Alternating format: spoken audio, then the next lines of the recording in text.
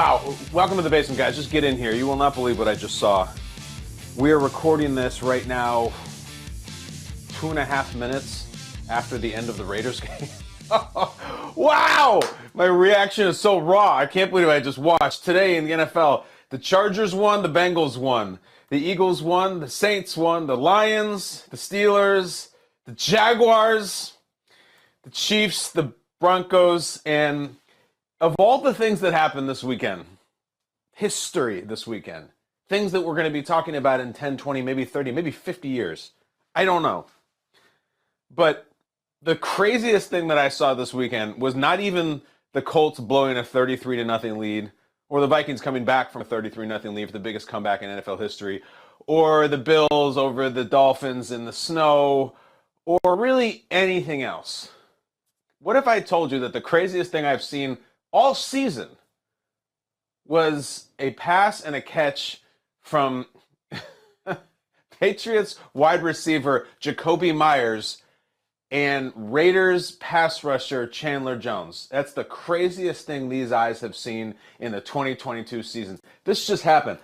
I can't believe it. And yet I can believe it in a way. Listen, I've said this for years. The Raiders just beat the Patriots in walk-off fashion in the last play of regulation. I've said it for years.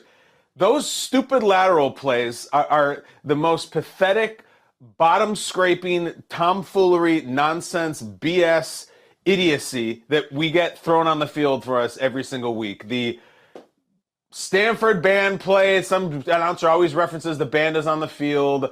I don't know what they're doing now. The lineman's got it. Oh, my God. It's so pathetic and so undignified. I almost wish they would outlaw it in the NFL. It's so beneath the quality of play, the level of athletes, the stature of the NFL. It's high school, college BS. And the problem is that about once every 10 or 15 years, somebody actually pulls it off, whether it's Kenyon Drake and the Miami Miracle against the Patriots, or it's John Carney missing the extra point for the Saints after they do it. And then so you keep doing it because but we ain't never seen one like this. I got to get right to this, guys. Third place on the podium, it should probably be first place for the entire season, is Chandler Jones of the Las Vegas Raiders, who caught that thing. If you didn't see it, this is why this is so unacceptable. This is why this is so ridiculous. Look, if you want to tell me that you're down 4 points and there's 1 second left, and just lateral it and lateral it and lateral it and fine, and maybe you get some insane thing where the guy finds the sideline and scores, go ahead. I think it's pathetic. I'd rather just have a guy throw it as far as they can and try it, but fine. The Patriots game was tied. They were tied. You go to overtime. What was Jakobi Meyers doing? All right, so it's 24-24. The Raiders just get this highly controversial touchdown, which we'll talk about in a second. The Pats get the ball. They hand it off to Ramondre Stevenson. All right, so just run out the clock. But Ramondre breaks a few tackles, and he's going and like, oh, man, he's got a big gain here. So I think in his head, he's saying, I got about a 20, 25, 30-yard gain here. What if something crazy happens?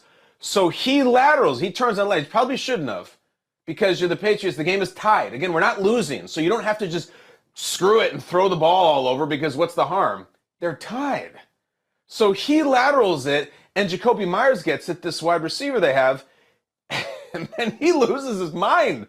I think once Jakobi Meyers got the lateral from Ramondre, he went into we're losing mode and just make a play and do something idiotic instead of like, oh, wait a second, we can win the toss and then go down and win the game.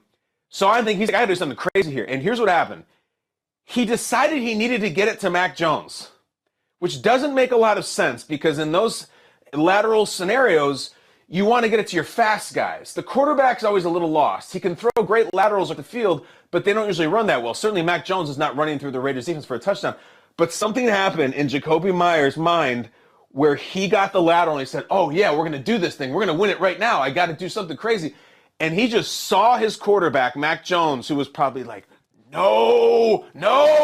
And he didn't care. He ran through that stop sign and threw up a dove, a little beautiful white dove just flapping its wings that was in the desert Las Vegas air for approximately 19 minutes until it came down into the giant hands of Chandler Jones for an intercepted lateral.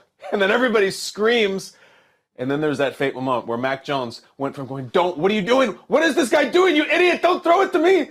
To being like, oh my God, Chandler Jones, I have to tackle him. I have to tackle him right now. We're going to lose the game. This is going to be the most embarrassing loss ever. And he didn't even have a shot. Oh, that was crazy. So Chandler Jones is just this incredible athlete.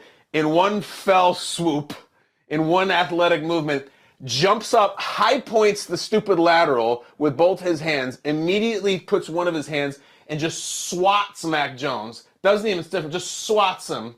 It was like he was brushing something off the end of a table, like some dust, and runs for the touchdown.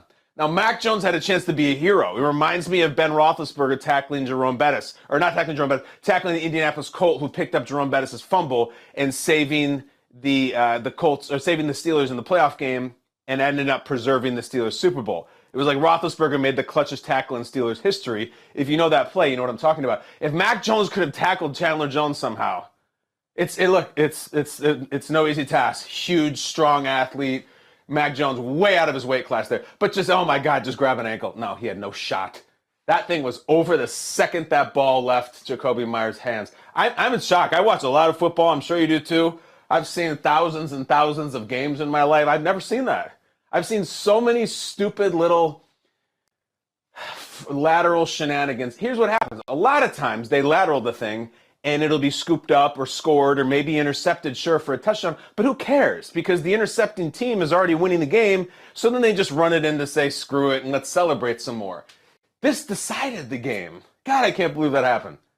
What would Belichick even say to Jakobi Meyers, who by all accounts is a hardworking, good player, like a hard hat type guy, and he's made some plays this year, and their passing game is just awful. But what do you say? When you break down the team after that game, that could knock them out of the playoffs easily.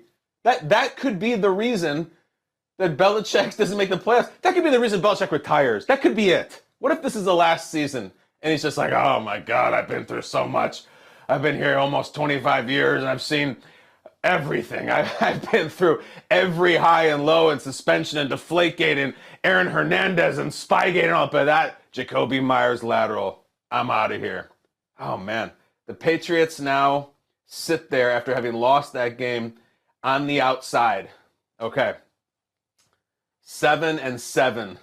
Oh man, the Dolphins have the 7th spot in the playoff. The Chargers have the 6th spot. The Patriots are out. And you know what? The damn Raiders, 6-8. 6-8 and still coming for you. Chandler Jones against your former team. Probably just chaps Belichick's ass too that it's one of his old players. Oh my gosh. We got to put that aside because I just want to do the whole Sunday night recap on Jakobi Meyers to Chandler Jones. I'm not going to talk about anything else but that for like a week. My adrenaline's still up on that. But we have a show to do. Second place on the podium. We do the second place podium. They would do our awards. I was just so excited for the intro. Second place, the Vikings, Vikings somehow got kicked off the first place podium and out of the show open because of that play. I was watching my colleague Tom Pelissero interview Kirk Cousins right after the game.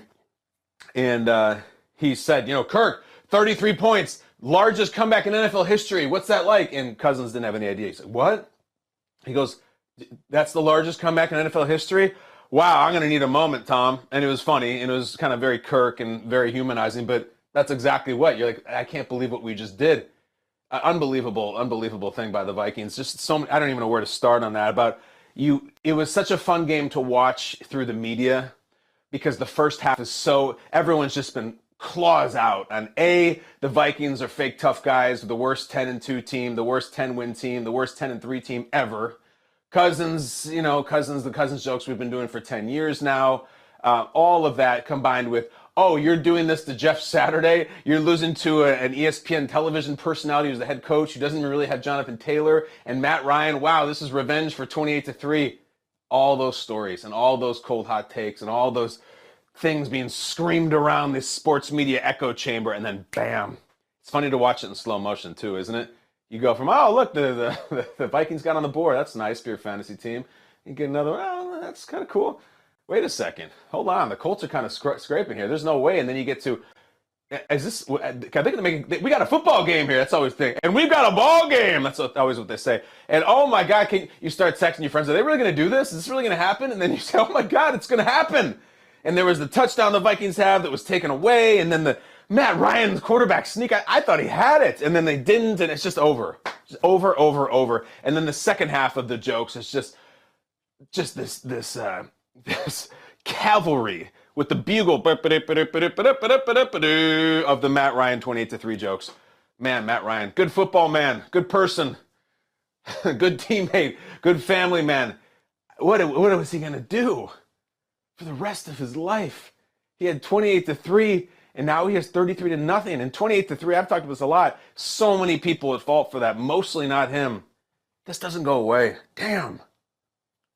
And it's not lost on me either that the 33-0 comeback beats the record for the prior largest comeback in NFL history, which was orchestrated by Frank Reich, who the Colts fired to put Jeff Saturday in there. God, that's good. What a weekend. What a weekend. They're second place by far. First place on the podium. First place on the podium. Come on now. Let's go, Buffalo. Let's go, Buffalo. 11-3 Buffalo Bills. Remember when they were 6-3? They were 6-3. They lost 2 in a row. The sky is falling. They can't win a division game. They can't win a close game. They won 5 in a row. That was so fun to watch. It was fun because it was on a Saturday night. Maybe you'd been imbibing. Maybe you just stumbled in from a Christmas party around your neighborhood. And maybe you missed the first half. Maybe you missed the first 3 quarters. And you sit down and you've had a few. And you got a candy cane in the breast pocket of your blazer that you had to wear to the party. And it just started snowing. It was so fun. It really was. Everyone's like, oh, we were promised a snow globe game. And it really was as if someone picked up Western New York and shook it up. And man, Tua's just getting farther and farther down on that giant parka. That parka he was wearing on the sideline, it was like his head was shrinking down there on the bench. Miami was really good. They were tough. They were game. They did not shrink. They did not say, get us out of here, get us on the bus, get us on the plane, and get us back to South Beach at all. Miami's good. They were totally game. But good God, Buffalo, what a moment. What a moment. I'm sitting there, and if you know this show, you know that the Bills starting quarterback is a weekly visitor to the show. So I'm watching the game as it's unfolding. You could see as the fourth quarter was going on, they were going to win. And I was like, what are we going to talk to Josh about on Tuesday? Or Monday if we do it early this week? What are we going to do? I mean, I got 6 questions on that leap at the end zone alone. And we've talked a lot about leaping with Josh this year. But they say fumble short of the goal line. They review it. He breaks the plane. So fun. So fascinating. And then Tyreek makes that big play. And you're like, damn, Tyreek is such a Bills killer. What an amazing game. The atmosphere was everything you could have ever hoped for the fourth quarter. And then the Bills just in the end, unbelievable. Josh plays this great first half. Third quarter, I think it's really, really flat, and then just make plays at the end. Saw it, he had the second longest run of his career. It said he felt like Forrest Gump down the sideline. The Alabama Crimson Tide way back in the day for Bear Bryant. Forrest, so oblivious, so ignorant. They had to have a sign that says, stop running, Forrest. Did not have that for Josh. I like the way he stopped down and hit the brakes, got that personal foul against the Dolphins, and then started this whole scrum. Oh, there's so much to talk about. The Bills are your 1 seed in the American Football Conference. Almost got more help today by the Chiefs really flirting with a loss against the Texans, but Chiefs took care of business. 11-3 defeat the Cowboys. Defeat the Dolphins, rather. Remaining schedule for the Bills. At the Bears, I got a feeling I know what's going to happen in that game. Justin Fields is going to have like an awesome 60-yard touchdown run. The Bears are going to lose. At the Bengals, massive game, massive. And then versus the Patriots, in which they'll be tied going into overtime, and then the Patriots start ladling it around until Greg Rousseau intercepts it and returns it for a touchdown. That's the podium, guys. Let's go to who lost the day. Guess what? Guess who lost the day? There's this incredible play at the end of Raiders-Patriots. The Patriots lost the day. All right, so the Patriots are 7-7. Passing game has never looked worse. Terrible. I don't know what Matt Patricia is doing with the offense. I like Matt Patricia. I think I like Mac Jones, but they got nothing. Just so bad. The offense looks terrible. And yet, they punch it in with Ramondre, and they run the ball, and the defense has opportunities. I can't wait to hear. I'm so excited. Listen, I'm excited for Good Morning Football tomorrow. I got to hear Jason McCourty's thoughts. Jason McCourty knows all those guys on that defense. He's twin brothers with Devin McCourty, who was standing on the sideline ready to go overtime because, again, the score was bleeping tied when they were latering the ball around. They got the Bengals, the Dolphins, and the Bills. What game there is the Patriots going to win? I think the Patriots are going to be 7-10. Oh, my God. Can you imagine the Patriots 7-6 going in this? They know they have Patriots, Bengals, Dolphins, and Bills to finish. The Patriots, Bengals, Dolphins, and Bills to finish. They're like, that's tough. Well, we got to take care of this Raiders team. We got to take care of them. And they lose it, and they lose it like that. I'm telling you, Belichick's going on that boat. He's going to set sail. He's never coming back. Belichick's going to coach the team next year. It's going to be Steve Belichick. Amazing. All right, let's get to for the longest ramp-up of all time. Sorry, I'm very emotional today. It is award season. Go ahead and roll the animation. Come on now.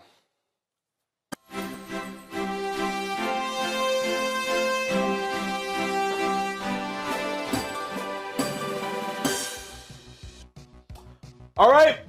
You love it. You know it. The Karen and Henry Hill, why did you do that? Coaching decision of the week. Go ahead, kids. Why did you do that? Why? Why did you do that, Karen? Why did Jacoby Myers do that? Here, this is a recording from the Patriots locker room at Las Vegas right afterwards. This is Bill Belichick and Jacoby Myers. Why did you do that? Why? Why did you do that, Jacoby? Poor guy. I mean, whatever. Professional. I'll have you know, Jacoby Myers, out of high school, was recruited by the North Carolina State Wolfpack as a quarterback. High school quarterback. Okay? He moved to wide receiver in college after his freshman year. So we're talking about a whole freshman year for Jacoby Myers in major college football as a quarterback. Here's the thing. I don't have a problem with it looked like he knew how to pass. I would say he locked into a receiver. I don't know about his game awareness. And I'm not even here to spend my Sunday night butchering Jacoby Myers. That's not the point. I'm just reveling in what these eyes have seen that I've never seen before. Mac can't get that guy down. He can't do it. I have vivid images of Aaron Rodgers tackling and in his prime Brian Urlacher and saving a touchdown. I can think of a million ones. Come on, Mac. You can't. It's not that hard to trip up a guy in full pads as he's just catch that ankle. I mean, Mac had no shot. I shouldn't be blaming Mac for this. Why were they running it anyway? Just go to overtime. Take the knee. They were deep in their own territory, and Ramondre popped one, and he popped one because the safeties are all the way back. Myers said in the locker room, Jacoby Myers said, he didn't see Chandler Jones there. He should have gone down. You missed Chandler Jones? He's huge. He's the giant linebacker wearing number 55 right by the quarterback with the big black uniform. Why are you even scanning the field to begin with? You didn't have to look off the coverage.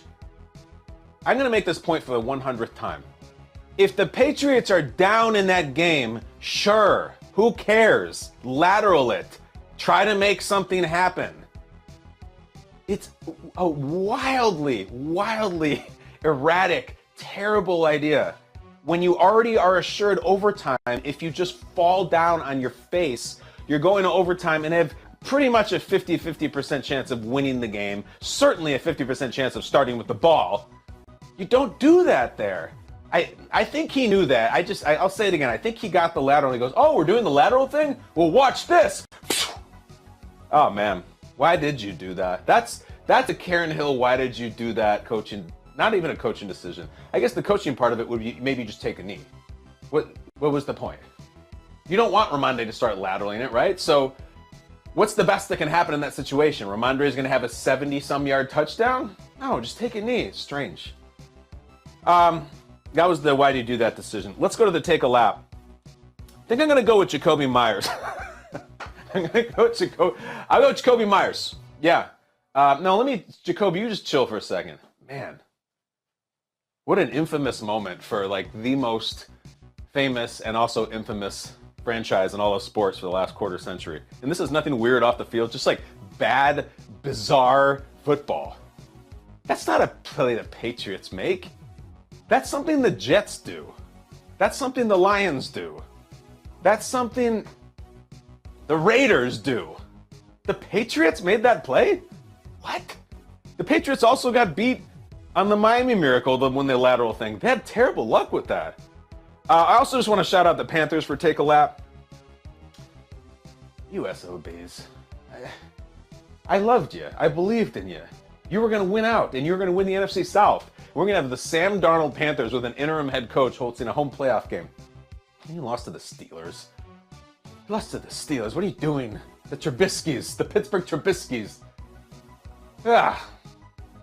Nothing much to say about them. They're 5-9 now. As pathetic and as hilarious as the NFC South is, I don't know if the Panthers are winning it. Now I'm on the board of the Andy Dalton Saints are going to win this thing. They won today. Only team in the conference, only team in the division going to win. The Bucs were crushing the Bengals. Oh yeah, let's go. Look at Brady.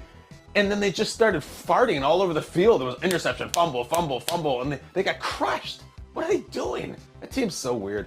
All right, Phil Luckett, let's shout him out. I mentioned coin tosses earlier. He is the GOAT of coin tosses. The Phil Luckett call of the day. All right, so I'm not going to talk about Jacoby Myers. But before that, the Raiders had this crazy controversial touchdown with Keelan Cole in which Carr uncorks this one on the left side. And sure enough, they call it a touchdown and he catches it. And then they review it for 37 minutes, I think. And everyone's going back and forth in the broadcasting room. They're bringing in the officiating specialty. And here's my takeaway on that. Was he in? Was he out? Better question. Why was that the best camera angle we had? There was one angle. It was awful. I looked like I was playing Madden on PlayStation 1. This is a modern game here. A meaningful game. It's late in the season. We're at a brand new state-of-the-art stadium. This is Fox. And the guy's foot goes down in a huge catch that could determine playoff fates. And the only angle we had of his foot was from 700 feet away at this terrible downward angle with nothing else. No wire cam, no pylon cam, no nothing. That was the one shot. There was no second angle. Awful, awful, awful. Was he out? From that angle, I think he was out. But the angle was terrible. Terrible. We got no technology where someone somewhere in a truck with a mouse or something can scroll 360-wise, or no one had a camera. That was it? How could that have been the only shot that they had? Were the guys on the field on smoke break? That sucked. And sure enough, imagine going into pulling up the hood as that official and going to the Microsoft Surface and be like, all right, the call's a touchdown. Let's see. Oh man, all right, well, that angle's pretty bad. All right, show me angle number 2. They're like, that's all we got, Gene. What do you mean that's all we got? We got 5 or 6 of these. Let me see the second one. No, we only got one angle, Gene. Are you kidding me? I don't know what this is. Well, go with the call then. It comes out and says it's a touchdown. Easy, because the home team scored. That was awful. But, and think about that. If you're the Patriots, oh my God, never mind the Chandler Jones thing. I'm pretty sure he was out, but I'm not positive because the angle was so bad. What an ending to that game. That's awesome. There's going to be documentaries about that ending. I think we're shooting one right now. All right, on a lighter side, the River Craycraft Fantasy Thief of the Day. The Detroit Lions won against the Jets. I should have talked about the Lions a lot earlier because they cannot stop, will not stop until you are dead. They're like Terminators. The Lions will not lose. And now it's real. Let me just have a quick word about the Lions. Let me just pull up the old, oh no, hold on. All right, so the Lions currently right now, after another win today, they're just on the outside. They're at 7-7. Remember, they were 1-6. They're outside looking in, but, oh man, they just can't lose. They cannot lose. And I want to talk about River Craycraft, the fantasy thief. Brock Wright. Brock Wright, you know who that is? Of course you don't. On the Detroit Lions, scores a 51-yard touchdown on a 4th and short. Second-year undrafted free agent out of Notre Dame. Of course he is. Here, you want to know something about Brock Wright, who scored an awesome runaway touchdown for the Lions today on the road against the Jets? This guy lives on an exotic ranch in Texas. Does that sound sexy? It does. It sounds like something where only Texas laws allow you to do it, and you have bachelor parties come visit. Not that kind of exotic. Exotic animals. Here's Brock Wright talking about his home. Quote, he lives on an animal farm. He says the most notable animal, the one that people always think is the coolest, are the zebras. We have 4 zebras, and I can just go down the line. We have Gemsbach, Red Stag, Scimitar Oryx, what the bleep is that? Black Buck, of course Whitetail, a bunch of Axis, and Fallow Sitka. Why do I feel like his ranch is in Star Trek or something? We have a couple llamas that passed. We have 2 donkeys, a bunch of bass in the ponds, and I'm probably forgetting a couple species. I don't know if I mentioned the Nilla guy, nil guy, but a lot of cool stuff. That's a real quote. I feel like he has Dr. Seuss animals on his farm. We've got the Fritz and the Frats and the pink-faced yak. Like, those animals, most of them I've never heard of. Do you know what a gemstock or a scimitar oryx is? The nil guy, apparently, is the largest Asian antelope, and it's ubiquitous across the northern Indian subcontinent. What am I reading here? I thought I was talking about the Detroit Lions tight end. What kind of person is this?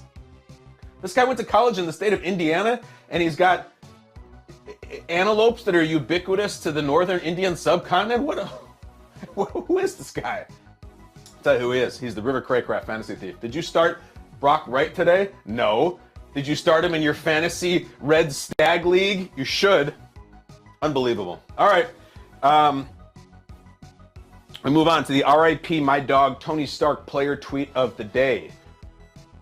LaShawn McCoy tweeted, RIP My Dog Tony Stark, spoiling the Avengers movie for the entire world. It's a funny memory. Talked to him about it. He's got a great sense of humor about it, but we named this after him. The RIP My Dog Tony Stark player tweet of the day goes to, remember that guy, I think it was at Auburn, the Lions running back, Kerryon Johnson, cool name. He said, a former Lion, he said, Lions go to the playoffs. I will be purchasing tickets with my child's college fund. I do not care. All right.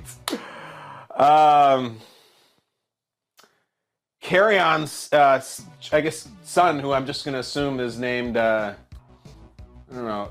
Checked Baggage Johnson. Checked and Baggage and Personal Item Johnson will not be getting to go to college because he's so excited about the Lions. Look, I am too. And now, it's been this joke for a while. Hey, imagine if the Lions actually could get to the playoffs after that 1-6 start. That'd be crazy. And then they just win. They win 20-17 today. Started 1-6. Got to 7-7. I looked up this thing last week. I'll talk about this more this week. That the history of 1-6 teams since 1990, when the playoffs were expanded, it's never happened. There's never been a 1-6 team to get to the playoffs. You might be like, oh, there was one here. Never. There's been a bunch of 1-5 teams. Including recently, really recently, like in the last 5 years, there's been a few, but 1-6 has never happened. So the Lions, you want to win out, right? Probably if they win out, they're 10-7, it's a pretty good record. At Carolina next week, I think they win that. Carolina just disappointed me. After the Bears after that, you beat the Bears, no. And then week 18 at Green Bay to finish the season, probably have to punch a playoff ticket.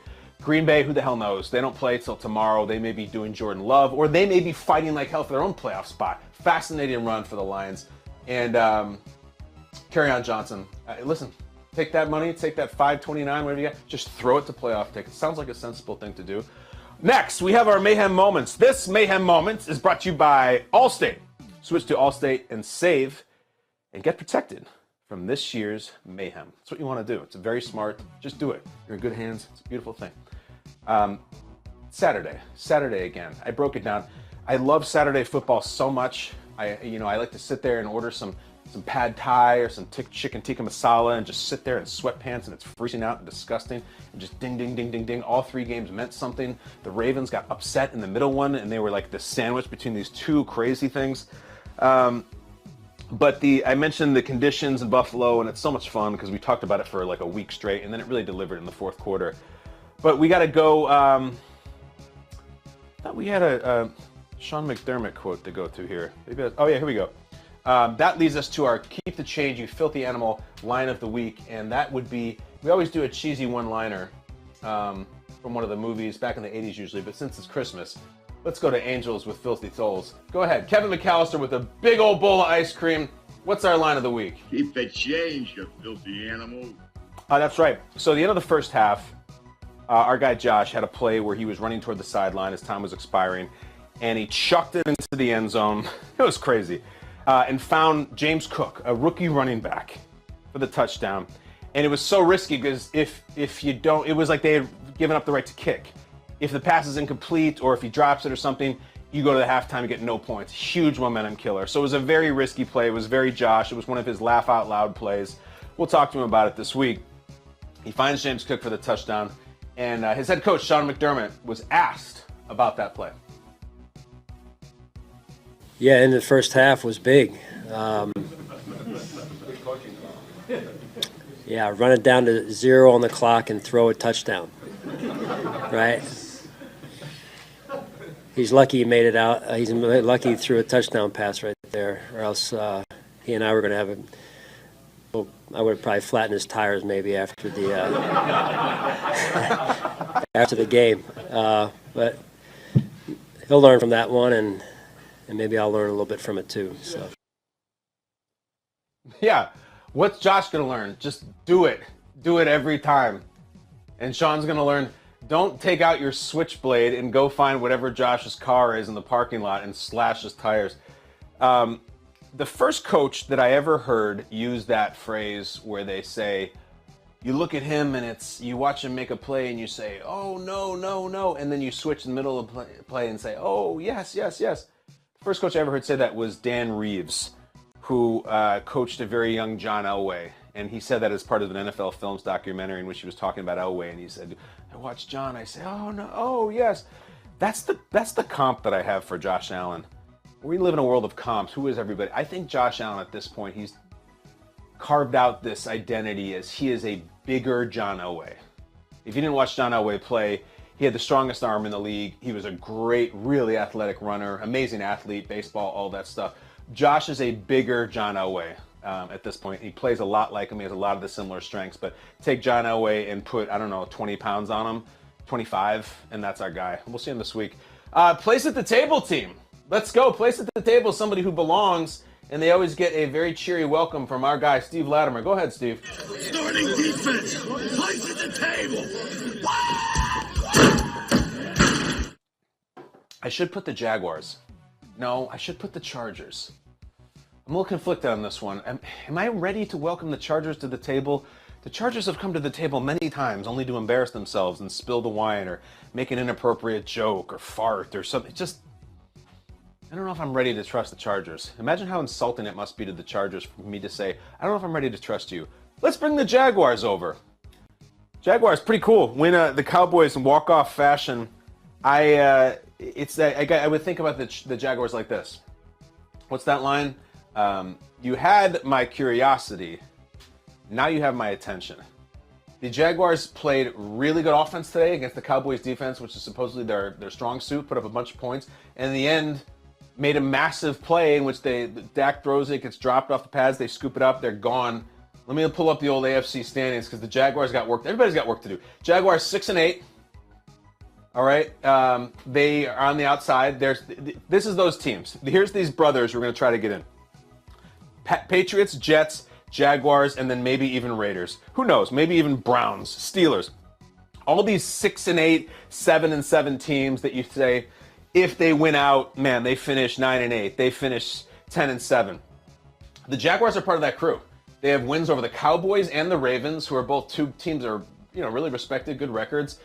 Trevor Lawrence made a massive mistake and a huge fumble, and they somehow still got over it and won the game. It was a huge, momentum builder. Jacksonville's got it going on. I like Jacksonville. Jacksonville, you have a place at the table. Now, let's get to someone who certainly does not. Let's do the Catherine Martin lotion on its skin team of the week. It rubs the lotion on its skin. It does this whenever it's told. This is a team that's just down there lubricating its own flesh so that the serial killer holding them hostage can make a skin suit out of it. It's the worst place you want to be. It's not. That's now kind of life, guys. And that's the team that's living this right now. I'm going to put 4 hostages down there rubbing the lotion on their skin. The NFC South should be taken and put on the Nextdoor app. If you want it, come take it, because no one wants it. Let's understand where we go there. Falcons tried Desmond Ridder at quarterback. They lost. Panthers lost at home to the Steelers. Buccaneers turned the ball over on the first 4 possessions of the second half. They lose to the Bengals, a very good team. Saints, win! But did you see that Andy Dalton fumbled when he was trying to seal the game? He fumbled. He gave the Falcons a shot to win it. So here's where we stand right now. Again, what I want to remind you is that one of these teams is going to have not only just a playoff game, but in their own stadium. They can sleep in their own bed, have their own families there, do their own special routine, their own home locker room. You have the Falcons at 5-9, the Saints at 5-9, the Panthers at 5-9. They're all sitting there, and then the Bucks, 6-8. Just right there. It's there for the taking. There's no reason that the Bucks are going to run away with this thing. Bucks 6-8, sitting there with a home playoff game. They would be the 4 seed in the NFC playoffs. That is above the Cowboys, who are 10-4. Oh, it's beautiful. It really is. So the NFC South. Do you even want the Bucks in? And I'll say this again. If one of these crazy Andy Dalton Saints win the division in the last few weeks, or the Desmond Ridder Falcons, and Brady misses the playoffs altogether, is he retiring? How could that possibly be his last album? Doesn't make sense. Especially for a guy who came back just to write another album. All right, what a show. I'm going on forever. We got to do this quickly. It's time to predict the future. Let's hit the Monday Take Buffet. Come on now.